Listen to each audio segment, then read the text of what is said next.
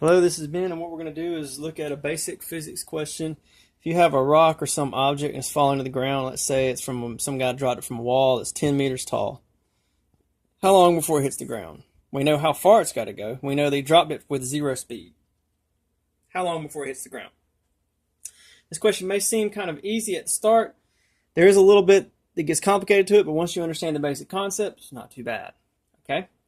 So, the thing that makes this question difficult is that it's not falling with, a constant speed the whole time.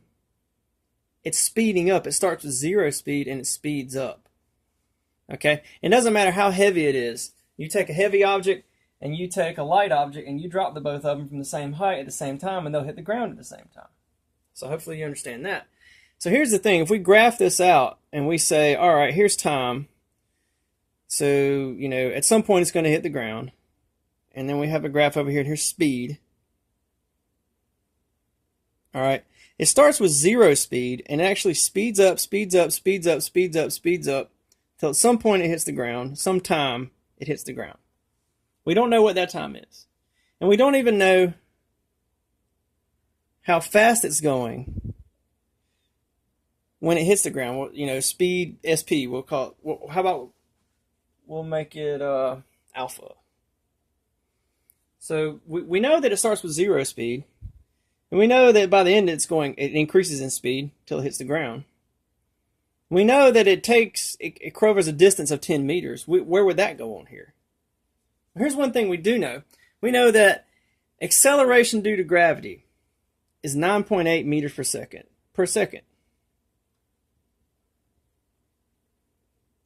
All right, and also that thing's going 10 meters to the ground. All right, so 9.8 meters per second. What that means is that it starts out at zero, and for every second that passes, so like at 1 second, it's moving at 9.8 meters per second. After 2 seconds passes, it's moving at 2 times 9.8. 3 seconds passes, it's moving at 3 times 9.8. You get the gist. So what we know is like the slope of this line. We know that this line, crosses right here, and it goes up at this slope. And at some time t, it will hit the ground. And after having covered a distance of 10 meters. Now, to understand this question, first let's take a look at an easier question. Let's just say for the sake of just understanding, we'll just make up, we don't really know this for our question, but let's just say for our made-up question, we're going to make up a different question to help us understand our question. Let's say that instead of going alpha the whole time, let's say that we know that it went in other words, instead of starting at zero and speeding up, let's just imagine that it went a constant speed down the whole time, and it never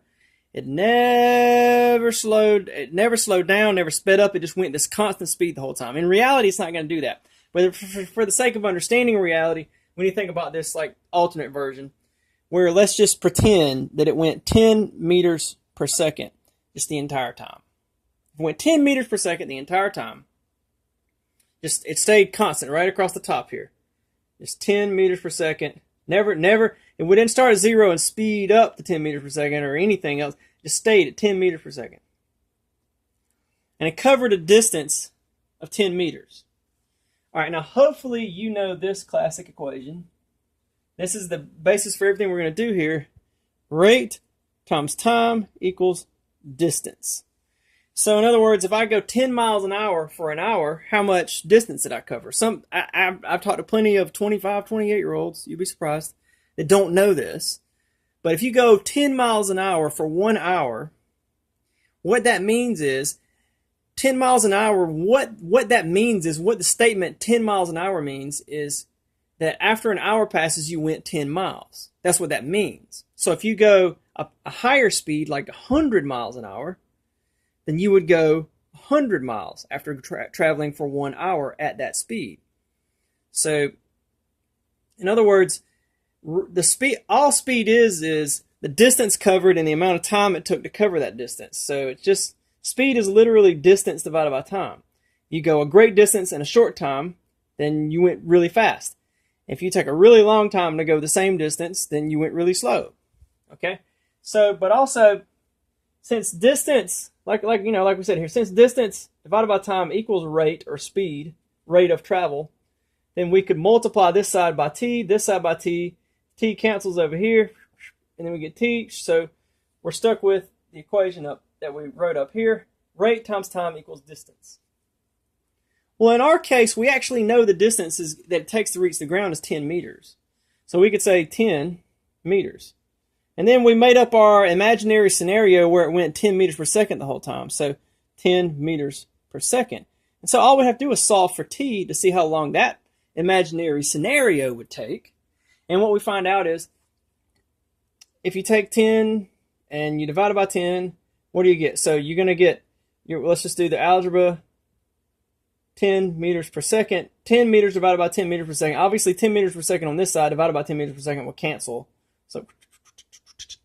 So t equals 10 meters divided by 10 meters per second, or 1 second. We take 1 second. Okay? Because rate times time equals distance. Now, let's forget about that 10 meters per second, that imaginary number. But let's just think about this. Look at this. When we said, well, let's keep it on there just for a second. Look at this.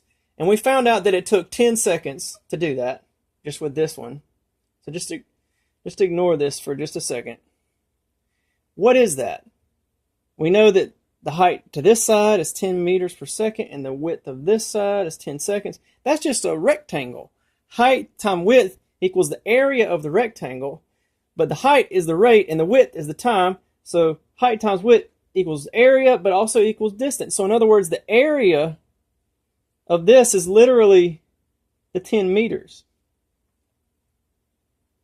The area of that's literally the 10 meters. Now, if you understand that, you can do the other.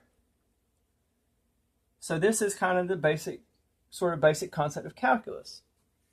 Okay, so let's just erase and go back to our original question.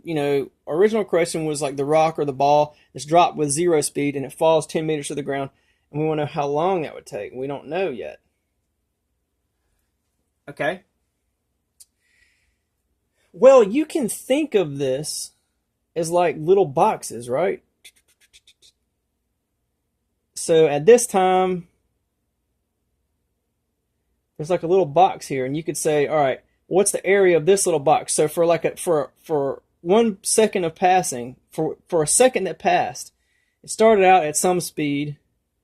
So like in other words, here's 1 second, here's 2 seconds, 3 seconds. So each of these intervals is like 1 second in between.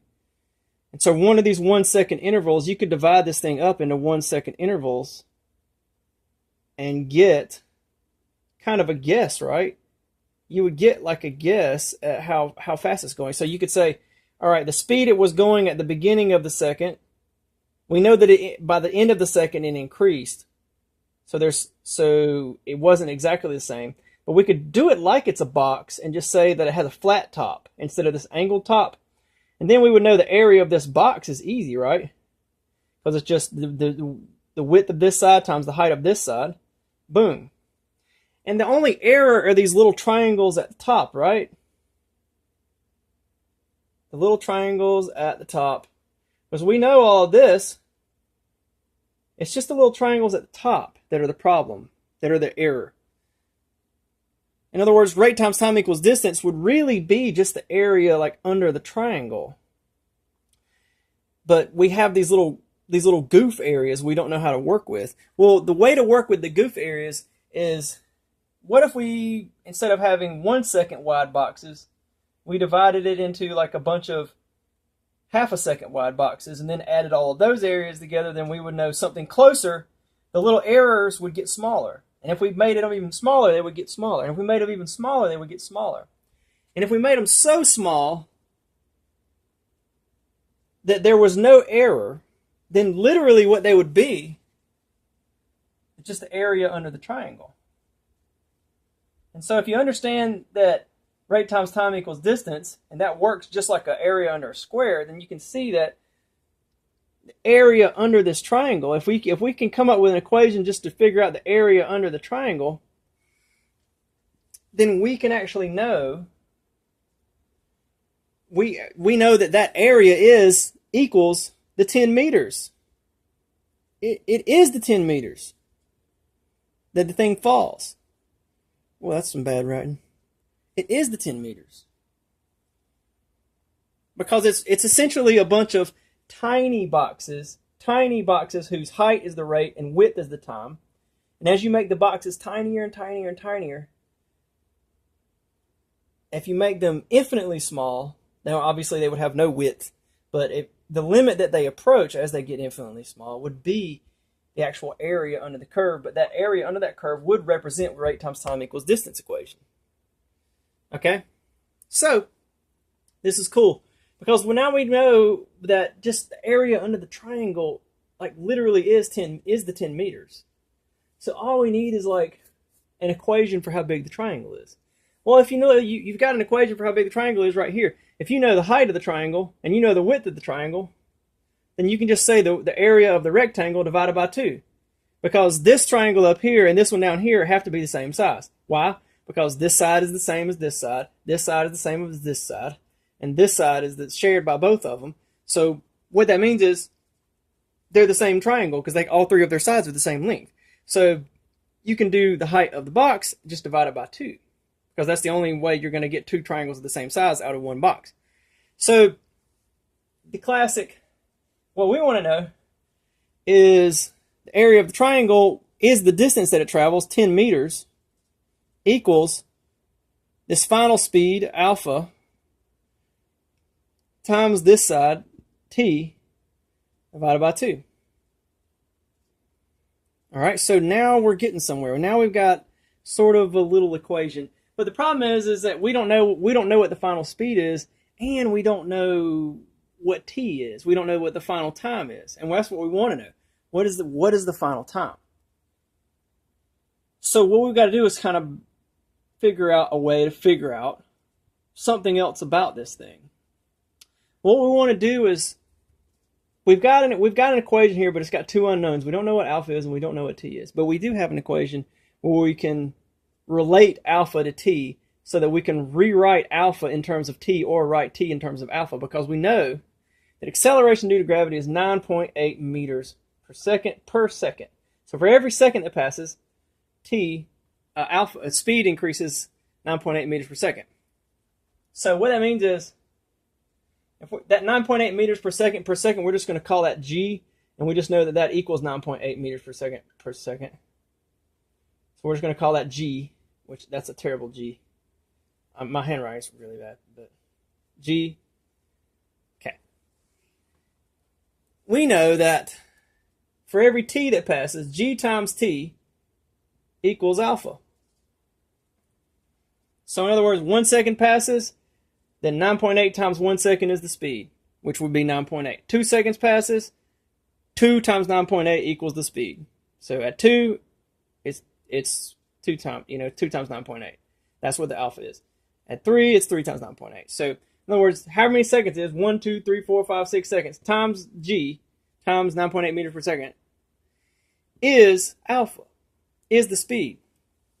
Well, if alpha equals 9.8 meters per second, or g times t, then we can rewrite this little equation up here, and we can say,